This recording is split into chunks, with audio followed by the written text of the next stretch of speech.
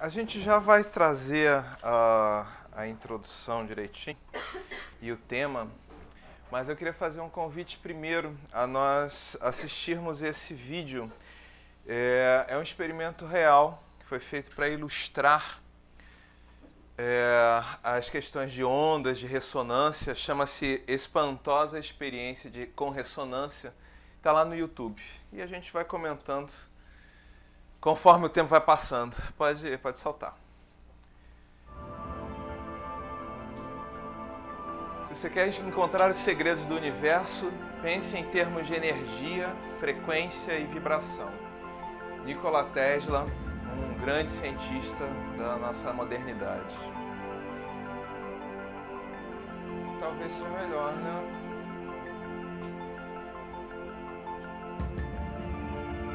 Um equipamento de geração de ondas, uma substância salina sobre uma chapa de metal, montada em cima de um gerador de tons. Para nós leigos, um gerador de tons nada mais é do que um alto-falante. E à medida em que ele regula a frequência, a força com que esse alto-falante está vibrando, os desenhos vão se tornando cada vez mais complexos. Ele aumenta a frequência e o desenho se torna mais complexo ainda. E à medida que aquela frequência se mantém, aquele desenho se mantém.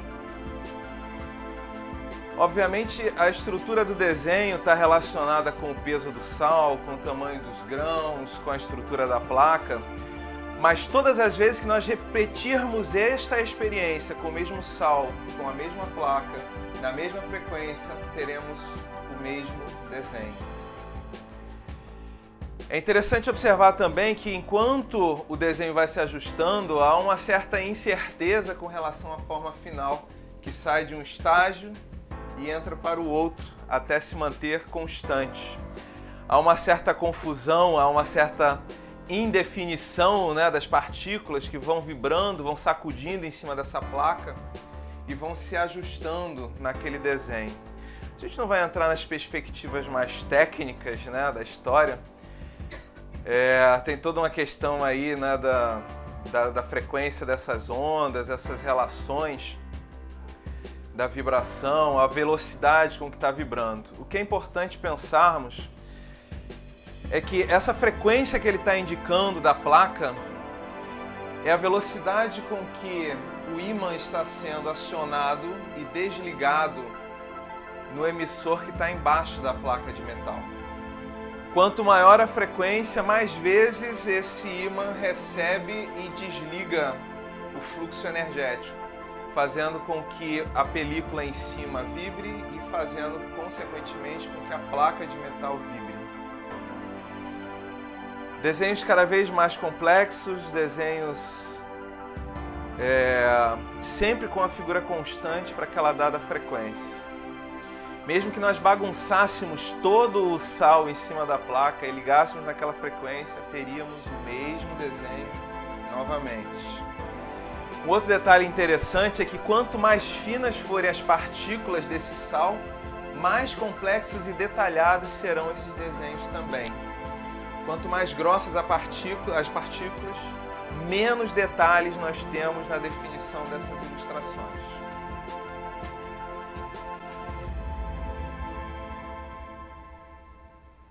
E aí isso aí é o suficiente para a gente começar a pensar um pouquinho. Obrigado, pode recolher o material todo. Ainda bem que a gente tem um suporte de multimídia maravilhoso. Por que eu quis trazer essa ilustração? A gente gosta muito de utilizá-la no curso do Livro dos Espíritos, quando nós estamos falando sobre matéria, sobre espírito. E eu achei que seria muito útil para a nossa reflexão, já que nos foi passado o tema perispírito, conforme a abordagem que Kardec faz no Livro dos Médiuns, na segunda parte, no primeiro capítulo, dos itens 53 a 59.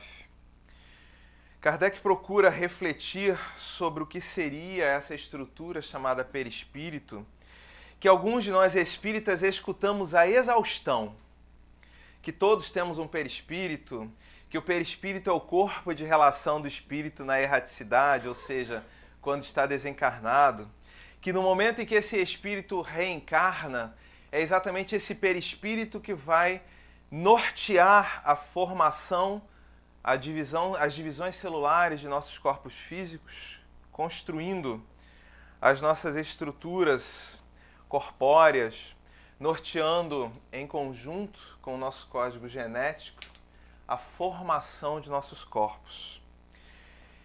E eu fiquei pensando que talvez antes de pensarmos em perispírito, fosse necessário pensarmos nas nossas influências sobre a matéria de um modo geral. E nesse sentido, a Rafaela trouxe uma ideia que eu achei interessantíssima. Nós estamos em novembro e a conformação de nossas lojas, as nossas vitrines, já começam a assumir uma figura diferente. Já tem enfeite de Natal vendendo até no supermercado. As lojas estão todas, né, com os motivos natalinos, com aquelas cores específicas. E nós sabemos que, à medida em que nos aproximamos do Natal, cada vez mais vibramos em torno de determinadas músicas características, de determinados comportamentos, que se juntam com as celebrações de final de ano, e nós vamos assim construindo esse momento a partir do final, né, do Dia das Crianças, aí do 15 de outubro em diante. A gente vai aquecendo os nossos tambores para um novo movimento. E passado o Natal, nós começamos uma nova vibração no nosso Brasil, que são as vibrações do Ano Novo, que estão mais ou menos misturadas, mas que vão se mostrando não mais num verde e vermelho, mas num dourado, num prateado, nas celebrações numéricas que resgatam, né, o número do ano seguinte que vai entrar.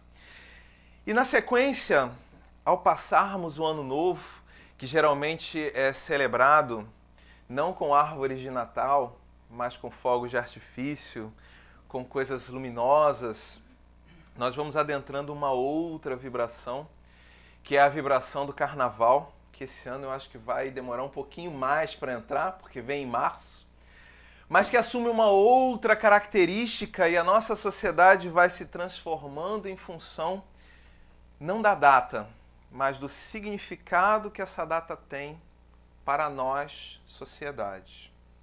E assim nós vamos seguindo, formatando as nossas vitrines, as nossas lojas, as nossas casas, as nossas agendas, girando em torno desse evento. A matéria é a mesma, são os tecidos, são as tintas, são as cores, são os enfeites, mas que são organizados de formas diferentes a partir de cada uma das datas que compõem o nosso ano. Eu gosto muito desse exemplo porque na centralidade dessas celebrações estão exatamente os nossos valores, os nossos interesses.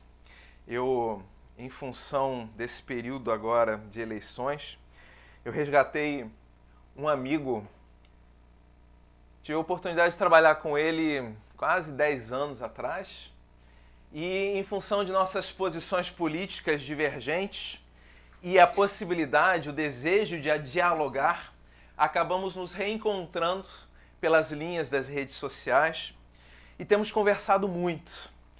E algo que é muito interessante, isso eu me lembrei dele para a palestra exatamente por conta disso, porque ele, como judeu ortodoxo, não celebra o Natal. A sua casa tem uma outra dinâmica que atende ao calendário judaico, que atende a todas aquelas datas específicas. E ele chega mesmo a perguntar, mas quem é Jesus mesmo? Sempre num tom de provocar para que nós pensemos, reflitamos sobre essas datas. E eu brinco com ele, bom, se você que é compatriota não sabe, vai ser difícil te explicar quem é Jesus, porque ele foi um dos teus, foi judeu. E nessa brincadeira, nesse tom de brincadeira, nós vamos refletindo sobre os hábitos que vão passando e vão formatando as nossas vidas, os nossos lares, as nossas vitrines, que vão organizando o nosso entorno. Pensarmos em espíritos e perispíritos é pensarmos de forma análoga, é pensarmos-nos como criaturas com sentimentos, com emoções, com sistemas de entendimento do mundo que articulam a organização ao seu entorno a partir de seus pontos de vista. E o entendimento que Kardec nos traz nesse sentido é que esta organização não se faz apenas nesse campo material mais denso, conforme estamos tão acostumados com as paredes, com os enfeites, com as luzes que conseguimos tocar. Ele vai muito mais além, atingindo um campo sobre o qual nós não temos um acesso consciente direto, por incapacidade de nossos próprios equipamentos sensórios, sejam os olhos, os ouvidos, o tato, sejam os nossos equipamentos mais aprumados, como os microscópios eletrônicos, as lupas e outros tantos equipamentos modernos. Ainda não conseguimos atingir, compreender com precisão esta dimensão que está além da dimensão mais densa da matéria, que diz respeito ao campo de subpartículas, que diz respeito à matéria extremamente sutil, que Kardec chama em alguns momentos de semimatéria, considerando que matéria seja tudo aquilo que nós, seres humanos encarnados, espíritos encarnados, conseguimos medir, mensurar, identificar. E que semimatéria é todo o restante dessa matéria que foge aos nossos sentidos, mas que efetivamente existe. Um campo que dá vazão a uma série de fenômenos que, quando vistos com grande intensidade, nos dão a chance de classificarmos as casas como assombradas, nos dão a chance de vermos as mesas girantes, como na época de Kardec, que foi o que lhe chamou a atenção para o fenômeno espírita, nos dão condições de adentrarmos casas como esta, que trabalham a partir do passe, ajudando na organização de cenários de doença, para tentarmos atingir um certo equilíbrio físico, um certo equilíbrio de saúde, chegando mesmo a trabalhar em tal parceria com os tratamentos médicos, com os medicamentos, que chegamos a identificar quadros de equilíbrio que a própria ciência não consegue ainda explicar com clareza. Ainda no curso da Gênese esse ano, discutíamos sobre o capítulo 14 e uma colega nos trouxe um vídeo que eu achei fantástico, de um hospital na China, em que, a partir do comando mental das pessoas envolvidas no tratamento de câncer de um paciente, fazem regredir em cerca de 2 minutos um tumor que vai sendo monitorado por ultrassom. À medida em que os médicos, as pessoas envolvidas no tratamento, mobilizam seu potencial mental, mobilizam seus fluidos, sua energia, seu potencial espiritual, que está além da questão material densa, nós vamos vendo aquele tumor reduzindo-se de uma forma espetacular. Experimentos como estes estão se tornando cada vez mais frequentes em hospitais na Índia, na China, no Japão. Começam a ser trazidos para as Américas e cada vez mais nós começamos a compreender melhor os fenômenos de coisas que já fazemos há tanto tempo nas casas espíritas. A aplicação do passe, a utilização da água fluidificada, o papel da oração, papel da prece, que de alguma forma, que ainda estamos buscando compreender melhor, acaba interferindo na constituição de nossos corpos físicos, acaba interferindo no nosso entorno. Falarmos, portanto, de perispírito, de fenômenos espirituais, é pensarmos em um campo de ação do pensamento ao qual nós não temos acesso direto à observação, mas que conseguimos registrar a partir dos relatos de espíritos, nós mesmos, que ao desencarnarmos, viemos trazer notícias através do fenômeno chamado mediunidade. Fenômenos que podem ser observados pela nossa própria prática do dia a dia. Cito, inclusive, uma experiência recente, extremamente interessante. Fui à casa de um companheiro, de um amigo, de mais ou menos longa data, que, desde pequeno, liga-se às correntes do xamanismo, muito próximo de todo aquele ideário do índio americano, e fomos para a cerimônia do cachimbo sagrado. Éramos em 5, numa cerimônia conduzida por ele, e assumimos o pacto de que, terminada a experiência, antes que começássemos a falar sobre aquilo, escreveríamos as primeiras impressões. E, curiosamente, os 5 relatos acabaram ficando muito próximos no que diz respeito ao registro de entidades espirituais que atenderam ao grupo. O registro de coisas muito específicas que talvez, se estivéssemos apenas conversando, poderíamos ter sido sugestionados. Mas a comparação dos textos escritos nos levou a perceber que, de alguma forma, houve uma conexão com potenciais espirituais que chegaram até o grupo, inclusive no sentido de tratamento, de acolhimento de uma das pessoas que estavam presentes naquela reunião. E que nenhum de nós sabia, mas que foi relatado por ela. Encontra-se no início de um processo de tratamento de um câncer. Os registros dos 4 demais companheiros vieram neste sentido de visualização de ervas, de tratamentos específicos que se fizeram na região do abdômen. E um dos companheiros do grupo, inclusive, foi capaz de falar especificamente onde seria aquele câncer.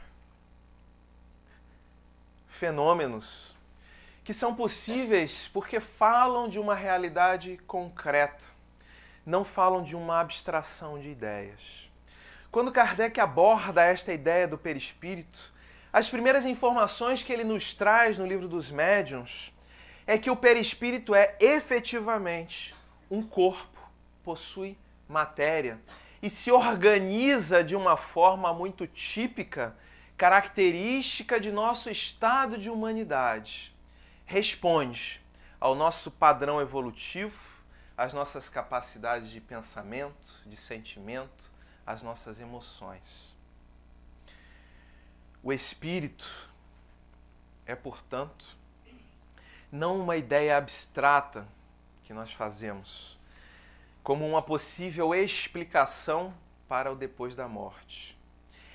Ele é uma constatação concreta, possui identidade, possui forma própria, possui regras de funcionamento que mobilizam, assim como a placa, a matéria que está à sua volta, organizando desenhos mais ou menos complexos, de acordo com a matéria que consegue acionar, de acordo com a frequência que consegue manter, de acordo com as possibilidades mentais que possui. E em função disso, então, organiza-se em seu entorno esse corpo chamado perispírito, que é plástico, que atende ao comando mental da vontade, da persistência do pensamento, que pode expandir-se ou contrair-se, que pode apresentar-se de diversas formas diferentes, respondendo inclusive a nossas memórias pretéritas. E aí cito um exemplo que para nós no movimento espírita é um movimento tão clássico. Emmanuel, que nós tanto estudamos, resgatamos tantos livros, valorizamos tanto, mesmo depois de diversas encarnações, optou por apresentar-se para Chico Xavier e para nós espíritas, como o senador Públio Lentulus. A encarnação mais marcante de sua história nos últimos 2000 anos. Mesmo tendo relatos sobre diversas de suas reencarnações após este experimento, sempre se apresenta com aquela figura antiga, embora remoçado, embora mais belo, mais brilhante. Um senador Públio Lentulus diferente daquele senador carrancudo e duro da época do Cristo, que teve dificuldades de identificar a importância daquele momento histórico, não apenas na sua experiência encarnatória, mas em tantas outras, de toda uma sociedade que veio a alterar o rumo de nossas construções históricas. O perispírito é, portanto, um agregado, um aglomerado desse fluido, desta matéria ou desta semimatéria, desta matéria não acessível aos nossos equipamentos humanos, que se organiza em torno de nós, assim como aquele sal sobre a placa, apresentando o desenho de quem nós efetivamente somos. Nossos sentimentos mais ocultos, nossos desejos, muitas facetas que em alguns casos nem mesmo nós temos consciência ainda. Traumas, construções variadas, que em alguns casos chegam a nos afligir sem que consigamos mapear as causas, apresentando-se como um espelho, para que possamos, a partir desta apresentação, nos identificarmos, nos questionarmos, assim como o espírito Jacó, no livro Voltei, que ao desencarnar, sente uma profunda tristeza, porque apesar de todo o esforço que fazia, de todas as obras de caridade que realizava, de todo o seu empenho na divulgação da doutrina espírita, ao confrontar o seu perispírito com o perispírito de outros companheiros, percebe-se apagado, acinzentado, com pouca luz. E este confronto, este desconforto, porque ele trazia uma expectativa de que, ao desencarnar, por tanto que havia feito pelo bem da humanidade, seria um espírito luminoso. Ao confrontar-se com aquela realidade apagada, ele é obrigado a questionar-se quais seriam as matrizes de seus sentimentos, quais seriam suas questões espirituais, onde estariam suas emoções que o impediam de ser um espírito luminoso. Questionamentos que à medida que se desenrolam no livro, eu não vou contar o livro, porque assim todo mundo sai correndo depois para pegar, é um romance lindo, uma reflexão muito gostosa, e é um livro de fácil leitura. Mas à medida em que essas questões, este questionamento, este desconforto se desenrola, ele vai descobrindo da necessidade de transformação de seus sentimentos, a construção de outros valores, para que assim possa finalmente iluminar-se, tornando-se um espírito mais feliz.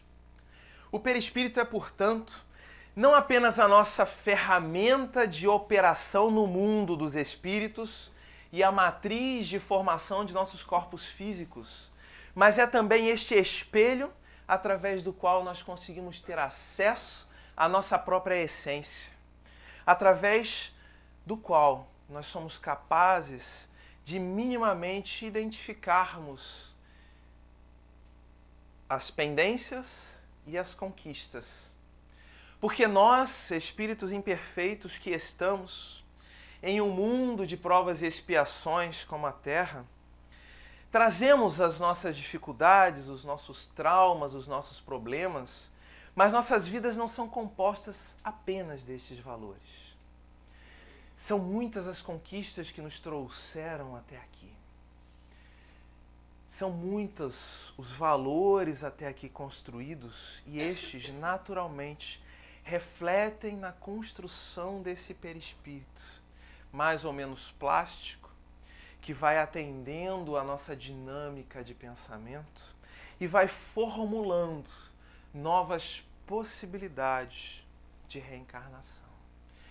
Vai formulando possibilidades de interação com o mundo, para que assim possamos desenvolvermos-nos não materialmente, mas sim moralmente. Eu gosto de pensar muito, quando nós estamos nesse campo, né, do perispírito, que à medida em que nós estamos convencidos, por exemplo, que não temos uma perna, e são tantos os companheiros espirituais que chegam até os atendimentos de espíritos sofredores com suas queixas as mais variadas, de braços, de pernas, de partes do corpo lesionados.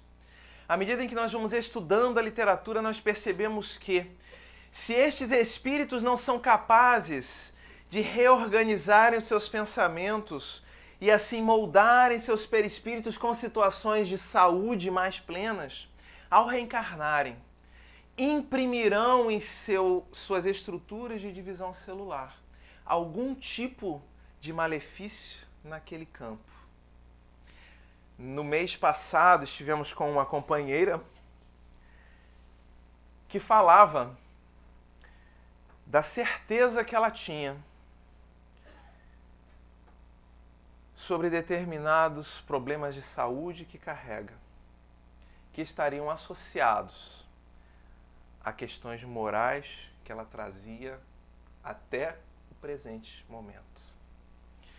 E ela começou a perceber isso, porque sempre que entra em crise naquelas questões específicas, determinadas doenças surgem, as crises alérgicas assomam, a voz some, as irritações de garganta, as laringites, as faringites, naturalmente se instalam e permanecem mesmo diante de todos os medicamentos e tratamentos que faça. E faz exame para lá e faz exame para cá e ninguém consegue descobrir a causa efetiva. E ela vai e vivencia aquelas questões e à medida que minimamente consegue superar aquele momento de crise, as alergias somem, as laringites acabam, as faringites se vão. E da mesma forma como os médicos não conseguiam mapear a causa inicial, também não conseguem mapear a solução que foi dada. E ela vem seguindo assim há cerca de 75 anos. Operou para tirar as amígdalas, é usuária frequente de medicamentos e hoje ela diz lá dentro da Fiocruz: eu como médica tenho descoberto que preciso tratar os meus sentimentos e as minhas emoções. Porque identifiquei que sempre que eu não estou bem emocionalmente, o meu corpo responde. E mais interessante, porque ela, como espírita, diz que até mesmo o trabalho mediúnico que ela desenvolve lá no centro espírita dela se encontra prejudicado nesses momentos. Ela chega a perceber que a qualidade do fluido, da matéria, da semimatéria que ela doa para o outro, diminui. O seu potencial de trabalho se reduz, ela se sente enfraquecida. Pensarmos, amigos, em perispírito é pensarmos nesta comunhão intensa de um corpo que responde diretamente à nossa capacidade de pensamento, que responde diretamente aos sentimentos, às emoções que vivenciamos. E é, portanto, começarmos a refletir mais sobre a necessidade de elaborarmos melhor os nossos estados de saúde mental, de elaborarmos melhor os estados de nossas emoções, não que venhamos a viver de forma pasma, sem grandes variações de emoções, mas que possamos começar a vivenciar essas emoções de uma forma mais seletiva, aprendendo a administrar melhor os nossos dissabores, as nossas raivas, as nossas decepções, mas também as nossas alegrias, as nossas felicidades, porque cada um destes rompantes que nos envolve de forma repentina causam, como mostrava no vídeo, uma desorganização imediata do perispírito que reflete diretamente na organização somática de nossos corpos. Então, sim, é possível ficarmos doentes de muita alegria. É possível, sim, ficarmos doentes de muita tristeza. O ideal é que consigamos administrar estes nossos movimentos. O ideal é que possamos refletir sobre este nosso corpo que nos acompanha. Porque se hoje, e eu acredito que isso é um fato para todos nós, estamos cada vez mais conscientes que nossos corpos físicos estão se degenerando, estão se degradando à medida que os anos passam. Não sei se vocês já repararam isso. Eu, pelo menos aos 42, já não faço muita coisa que já consegui fazer aos 18, aos 17. Imagino que esse seja um fenômeno de todos. O meu mais recente é a vista. De repente, o braço ficou curto para as leituras, parece que eu não consigo mais conforto para determinadas coisas e começo a ter que usar determinadas próteses, o famoso óculos de leitura, para dar conta de um corpo físico que vai se cansando com o passar do tempo. E podemos pensar, mas aí é só desencarnar. Ao desencarnarmos, fica o corpo cansado, nos preparamos para um novo corpo físico e tudo certo. E nos esquecemos muitas vezes que o primeiro a ser influenciado por nossas emoções, sentimentos e pensamentos é o nosso perispírito. E ele nos acompanha. Morreremos, ou melhor, nossos corpos físicos morrerão, desencarnaremos, deixaremos para trás nossa vivência corpórea, retomaremos nossa realidade espiritual, faremos avaliações de nossas experiências, nossos aprendizados, nos prepararemos para a próxima encarnação.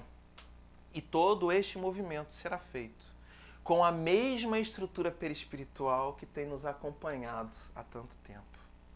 Com todas as suas virtudes e deficiências,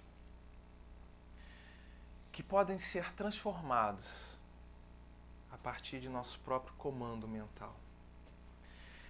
Esse, para mim, é um dos movimentos mais libertadores que a doutrina espírita tem trazido. Saber que, por mais difícil que tenha sido uma encarnação, por mais penalizado que tenha sido o meu corpo físico, ao chegar no mundo espiritual, eu serei capaz de transformar esta minha realidade do perispírito a partir da transformação de meus pensamentos e sentimentos. Não vou precisar de botox, não vou precisar de cirurgias plásticas, não vou precisar de antibióticos para curar o meu perispírito. Bastará aprender a regular minhas emoções e meus sentimentos. E à medida em que eu realize este trabalho, eu estarei naturalmente escrevendo as linhas de uma nova encarnação mais saudável, mais plena do que a anterior. E talvez a gente se questione, mas eu não sei se eu tenho conseguido fazer esse exercício. Aí outro dia eu postei no Facebook uma pérola que eu achei. Era a digitalização de um jornal que dizia assim: ônibus pega a velhinha em casa.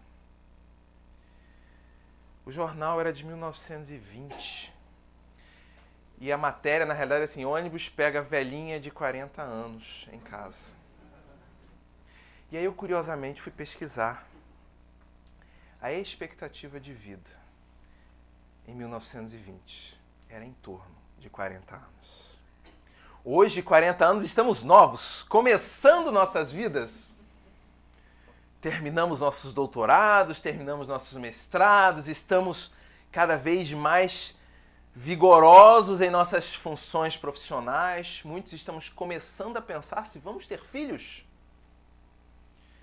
40 anos é o início de uma vida que eu costumo dizer que, se Deus quiser, vai até os 150. De óculos, já não vai ter jeito. Mas este planejamento, esse entendimento de que vivemos cada vez mais é um fruto não apenas do avanço de nossa medicina, da qualidade de vida material, mas é também o entendimento de que nós, enquanto espíritos que somos, estamos mais aptos, mais conscientes para administrar os nossos sentimentos, as nossas emoções. Estamos mais capazes de fazer esta dinâmica vibratória funcionar de uma forma mais eficiente, garantindo assim a longevidade. Uma japonesa, numa cidade japonesa, me falha o nome agora, onde as pessoas facilmente passam dos 100 anos, quando perguntada qual era a ciência para viver muito, ela responde: aprender a administrar as agruras da vida. Aprender a continuar a viver apesar das dificuldades. Não se deixar abater pelos dilemas, mas também, complementa ela, celebrarmos com parcimônia as conquistas. Ou seja, aprender a utilizar estas energias de uma forma equilibrada no nosso dia a dia. Isso é algo que nós, espíritos, que recém aprendemos a utilizar o pensamento contínuo, faço uma parte aqui. Obviamente temos notícias de que pensamos de forma contínua há alguns milhares de anos, mas André Luiz, no livro Evolução em Dois Mundos, nos diz que nós recém saímos da animalidade, recém nos descobrimos espíritos, identidades individuais. Recentemente, começamos a aprender a pensar de forma continuada. Isso nos traz uma pista para pensarmos em termos de perispírito. Porque então, muito recentemente, começamos a investir o nosso potencial para administrarmos os nossos corpos perispirituais de uma forma equilibrada. Muito recentemente é que estamos nos tornando mais aptos a utilizarmos nossos corpos físicos com mais inteligência e sabedoria. Quando a Rafaela nos traz esta ideia de como é que nós temos vivido com o Cristo ao longo do ano, como temos nos relacionado com Ele, ela diz respeito a este flerte, a este namoro que temos feito com as virtudes, com os valores espirituais, com os valores morais que são tão importantes para a garantia de nossa felicidade. Pensar, então, nos nossos perispíritos, não apenas como o corpo que molda nossas encarnações, mas como este campo de experiências que possibilita que inscrevamos nele uma certa memória de nossos hábitos, de nossos costumes, que nos ajude a pensar sobre nós mesmos, para que a cada novo inventário sejamos capazes de lançar novas metas, novas propostas mais salutares, de mais saúde, de mais felicidade. É o grande desafio da modernidade. É o grande desafio para cada um de nós.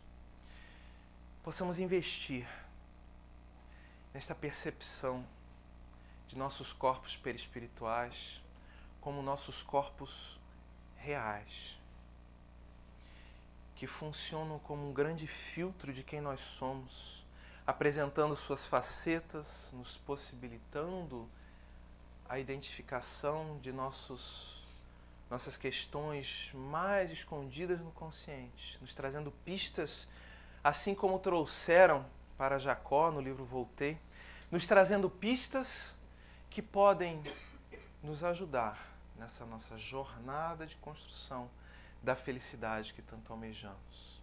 O Cristo, com sua pureza, com sua capacidade, com seu potencial espiritual gigantesco, conforme nos narra Allan Kardec em A Gênese, era capaz de grandes prodígios porque tinha capacidade de administrar a sua capacidade perispiritual com grande amplitude.